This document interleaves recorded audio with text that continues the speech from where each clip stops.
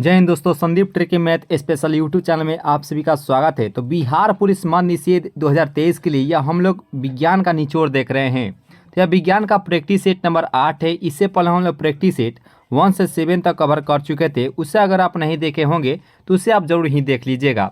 ये जो क्लास होती है डेली आपको 7:30 बजे शाम में होती है। तो आप सभी अधिक से अधिक लाइव में जुड़ने का प्रयास कीजिएगा। तो चलिए दोस्तों, सेशन को स्टार्ट करते हैं और देखते हैं हम लोग बारी बारी से प्रश्न को। और आज का फर्स्ट नया प्रश्न है कि रबर के संश्लेषण में निम्न का प्रयोग किया जाता है। तो यहाँ पे 4 ऑप्शन आपको दिया गया है। चारों ऑप्शन में से कौन सा जो ऑप्शन है वह सही आंसर हो जाएगा? एसिटिलीन, आइसोप्रीन, एथिलीन या अमोनिया। तो इसका राइट आंसर क्या होना चाहिए दोस्तों कि रबर के संश्लेषण में निम्न का प्रयोग किया जाता है। तो हम लोग इसमें जो है आइसोप्रीन का प्रयोग करते हैं, यानी कि ऑप्शन नंबर यहाँ पे जो बी ऑप्शन है इस प्रश्न का राइट आंसर हो जाएगा ऑप्शन नंबर बी। अमोनिया का जो सूत्र होता है वह NH3 होता है, ये भी याद रखिएगा दोस्तों। तो यहाँ पे बी जो ऑप्शन है इस प्रश्न का सही आंसर हो जाएगा।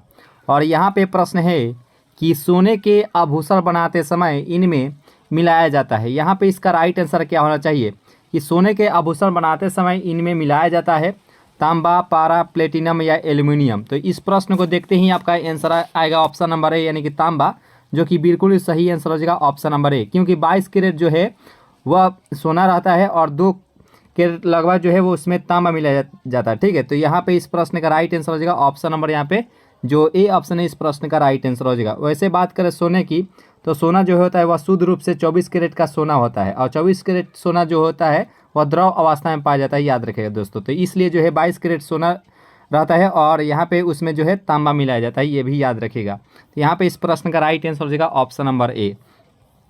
और यहाँ पे 3 नंबर प्रश्न है कि नायलॉन बनाने में प्रयुक्त कच्चा पदार्थ क्या होता है? एथिलीन, एडिपिक अम्ल, फॉर्मल्डिहाइड या यूरिया। तो यहाँ पे इस प्रश्न का सही आंसर क्या होना चाहिए कि नायलॉन बनाने में प्रयुक्त कच्चा पदार्थ क्या होता है?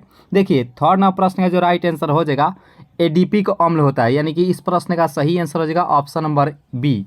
बी जो है इस प्रश्न का राइट आंसर हो जाएगा। और कमेंट बॉक्स में आपको बताना है कि अल्कोहल का क्रियात्मक समूह क्या होता है। कमेंट बॉक्स में आपका जरूर ही आंसर आना चाहिए दोस्तों कि अल्कोहल का जो है वह क्रियात्मक समूह क्या होता है। और यहाँ पे प्रश्न है कि मोमबत्ती का जलना कौन सा परिवर्तन है? रासायनिक है, भौतिक परिवर्तन है, उपयुक्त दोनों है या डी है इनमें से कोई नहीं। तो यहाँ पर चारों ऑप्शन को आप देख सकते हैं। तो यहाँ पे इस प्रश्न का सही आंसर क्या होना चाहिए कि मोमबत्ती का जलना कौन सा परिवर्तन है? देखिए, मोमबत्ती का जो जलता है उस समय जो है वह होता है भौतिक परिवर्तन भी होता है और रासायनिक परिवर्तन भी होता है, यानी कि उपयुक्त दोनों हो जाएगा। इस प्रश्न का राइट आंसर हो जाएगा ऑप्शन नंबर यहाँ पे जो सी ऑप्शन है इस प्रश्न का सही आंसर हो जाएगा। और 5 नंबर प्रश्न है कि आतिशबाजी में हरा रंग किसकी उपस्थिति के कारण होता है? यहाँ पे इस प्रश्न का सही आंसर क्या होना चाहिए दोस्तों कि आतिशबाजी में हरा रंग किसकी उपस्थिति के कारण होता है? तो 5 नंबर प्रश्न का जो राइट आंसर हो जाएगा वह बेरियम जो है इस प्रश्न का सही आंसर हो जाएगा। और अभी ही पूछे थे कि अल्कोहल का क्रियात्मक समूह क्या होता है, तो जो भी दोस्तों OH बताए थे उनका बिल्कुल ही सही आंसर हो जाएगा। देखिए, अल्कोहल का पूछेगा तो OH रहता है, एल्डिहाइड का पूछेगा तो CHO होता है, कार्बोक्सिलिक एसिड का पूछेगा तो COOH होता है। 3 बहुत ही महत्वपूर्ण ये क्रियात्मक समूह होता है। अगर कीटोन का पूछेगा तो वह CO होता है इसका क्रियात्मक समूह। ठीक है, तो यहाँ पे इस प्रश्न का राइट आंसर हो जाएगा ऑप्शन नंबर जो सी ऑप्शन है इस प्रश्न का सही आंसर हो जाएगा। और ये प्रश्नोत्तर देखते ही आपका आंसर आ गया होगा कि कपूर को किस विधि द्वारा शुद्ध किया जाता है? ऊर्ध्वपातन, आसवन, वर्णलेखन या निर्वात आसवन। तो यहाँ पे इस प्रश्न का सही आंसर क्या होना चाहिए कि कपूर को किस विधि द्वारा जो है वह शुद्ध किया जाता है? तो 6 नंबर प्रश्न का जो राइट आंसर हो जाएगा वह ऊर्ध्वपातन होता है, यानी कि इस प्रश्न का सही आंसर हो जाएगा ऑप्शन नंबर ए। जो है इस प्रश्न का सही आंसर हो जाएगा। और देख रहे हैं यहाँ पे 7 नंबर प्रश्न को कि निम्न में कौन सी जो धातु है सदैव मुक्त अवस्था में पाया जाता है? यहाँ पे इस प्रश्न का सही आंसर क्या होना चाहिए? सोना, यूरेनियम, नियॉन या पारा। तो यहाँ पे इस प्रश्न का राइट आंसर क्या होगा कि कौन सी जो धातु है सदैव मुक्त अवस्था में पाई जाती है? तो इसका जो राइट आंसर हो जाएगा 7 का जो भी दोस्त ए बता रहे हैं कि सोना, उनका बिल्कुल ही सही आंसर हो जाएगा ऑप्शन नंबर ए। जो है इस प्रश्न का राइट आंसर हो जाएगा, क्योंकि सोना जो है वह मुक्त अवस्था में तो पाया जाता ही है लेकिन जो है इसका संचारण नहीं हो पाता है। ठीक है, तो इसका राइट आंसर हो जाएगा ऑप्शन नंबर ए। और यहाँ पे 8 नंबर प्रश्न है कि पुराने तैल चित्रों के रंगों को फिर से उभारने के काम आता है। यहाँ पे इसका राइट आंसर क्या होना चाहिए कि पुराने तैल चित्रों के रंगों को फिर से उभारने के काम आता है। तो 8-9 प्रश्न का जो राइट आंसर हो जाएगा वो हो जाएगा ऑप्शन नंबर बी, हाइड्रोजन पर ऑक्साइड होता है, यानी कि जो बी ऑप्शन इस प्रश्न का सही आंसर हो जाएगा ऑप्शन नंबर बी। और जो भी दोस्तों नए जुड़ रहेंगे चैनल से वह जरूर ही सब्सक्राइब कर लीजिएगा दोस्तों, और वीडियो को जो है लाइक जरूर ही कीजिएगा दोस्तों, अपने दोस्तों में भी शेयर कर दीजिए, एक बार वीडियो को लाइक जरूर ही कर लीजिएगा दोस्तों अगर सेशन अगर अच्छी लग रही हो तो। और यहाँ पे प्रश्न है, निम्न में कौन सा तत्व सभी रंगीन यौगिक बनाता है। यहाँ पे चारों ऑप्शन को देख सकते हैं, क्रोमियम है, पोटेशियम है, एल्युमिनियम है या सोडियम है, कि कौन सा जो तत्व है सभी रंगीन यौगिक बनाता है।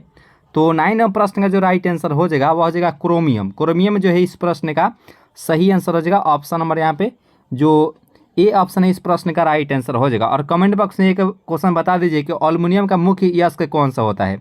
कमेंट बॉक्स से आपका जरूर ही आंसर आना चाहिए दोस्तों कि एल्युमिनियम का मुख्य यस्क कौन सा होता है।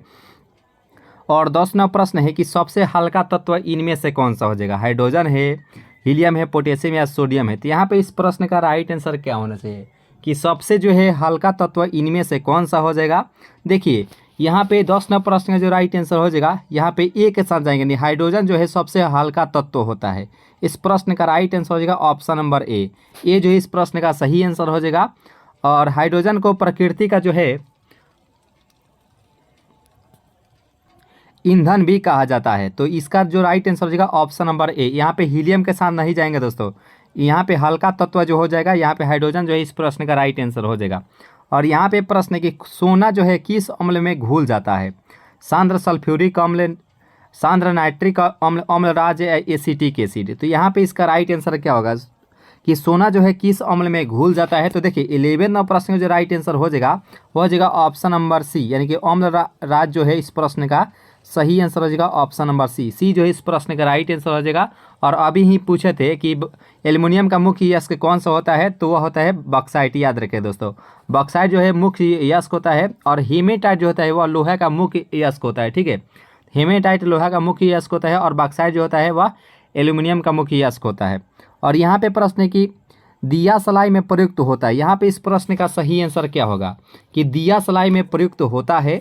तो देखिए 12वां प्रश्न का जो राइट आंसर हो जाएगा वो हो जाएगा ऑप्शन नंबर ए, यानी कि लाल फास्फोरस जो है इस प्रश्न का सही आंसर हो जाएगा ऑप्शन नंबर ए।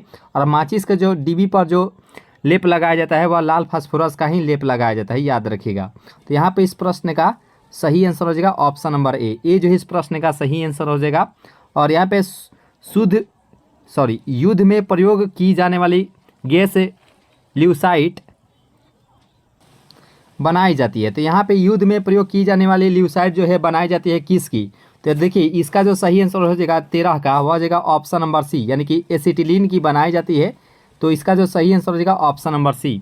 और यहाँ पे देखिए कि लार में पाए जाने वाला एंजाइम जो कि स्टार्च को ग्लूकोज में परिवर्तित करता है, इनमें से कौन सा हो जाएगा, टाइलिन है, जाइमेज है, इरेप्सिन है या लाइपेज है। तो यहाँ पे इसका राइट आंसर क्या होना चाहिए कि लार में पाए जाने वाले एंजाइम जो कि स्टार्च को ग्लूकोज में परिवर्तित करता है। तो देखिए इस 14वां प्रश्न का जो राइट आंसर हो जाएगा वह हो जाएगा ऑप्शन नंबर ए, टाइलिन जो है इस प्रश्न का राइट आंसर हो जाएगा ऑप्शन नंबर ए, ए जो है इस प्रश्न का सही आंसर हो जाएगा। और 15वां प्रश्न भी आप सभी के सामने आ चुका है कि पेट्रोल में विषैला मिश्रित पदार्थ कौन सा होता है। यहाँ पे इस प्रश्न का सही आंसर क्या होगा कि पेट्रोल में जो है विषैला मिश्रित पदार्थ कौन सा होता है।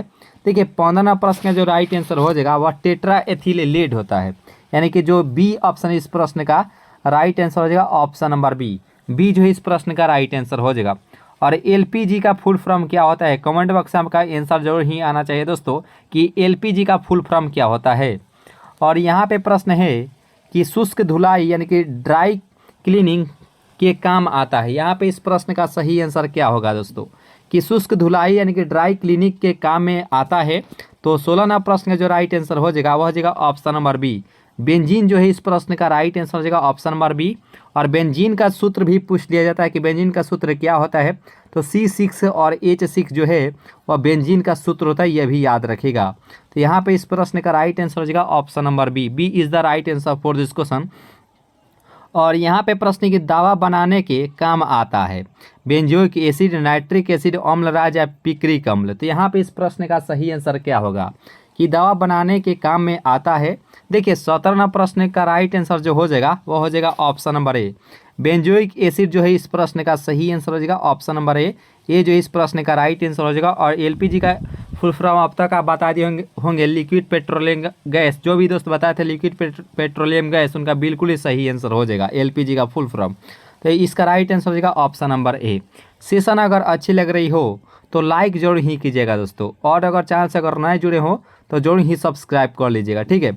और यहाँ पे प्रश्न आप देख सकते हैं कि सबसे अधिक संख्या में किस तत्व के यौगिक होते हैं, तो नाइट्रोजन, हाइड्रोजन, सल्फर या कार्बन। तो यहाँ पे इस प्रश्न का सही आंसर क्या होगा कि सबसे अधिक संख्या में किस तत्व के यौगिक होते हैं।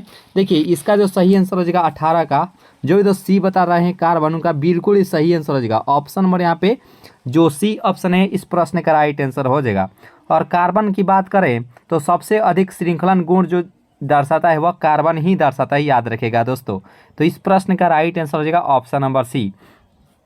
और यहाँ पे प्रश्न है कि हैबर विधि से अमोनिया के निर्माण में कौन सा उत्प्रेरक प्रयोग में लाया जाता है। काफ़ी ये महत्वपूर्ण ये सवाल है कि हैबर विधि से अमोनिया यानी कि NH3 के निर्माण में कौन सा उत्प्रेरक प्रयोग में लाया जाता है। देखिए 19वां प्रश्न का जो राइट आंसर हो जाएगा वह हो जाएगा ऑप्शन नंबर ए लोहा, जो कि राइट आंसर हो जाएगा ऑप्शन नंबर यहाँ पे जो ए ऑप्शन है इस प्रश्न का राइट आंसर हो जाएगा।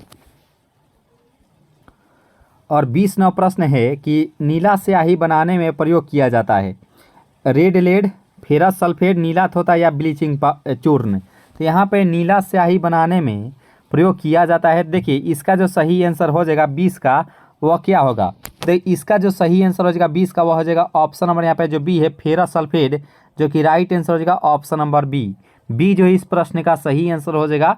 और कमेंट बॉक्स में एक क्वेश्चन आप बता दीजिए कि भारी जल का जो है वह सूत्र क्या होता है। कमेंट बॉक्स से आपका जरूर ही आंसर आना चाहिए कि भारी जल का सूत्र क्या होता है दोस्तों।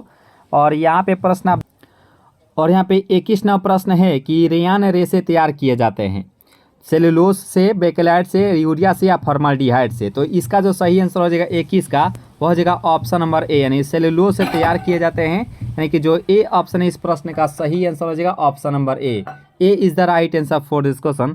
और यहाँ पे प्रश्न है कि नाभि का आकार क्या होता है। नाभि का आकार यहाँ पे पूछा गया है 10 के पावर -10 मीटर, 10 के पावर -5 मीटर, 10 के पावर -9 मीटर और 10 के पावर -15 मीटर। तो यहाँ पे इस प्रश्न का राइट आंसर क्या होगा कि नाभि का आकार क्या होता है। देखिए नाभि का आकार जब भी दोस्तों पूछे तो यह होता है 10 के पावर -15 मीटर के बराबर होता है।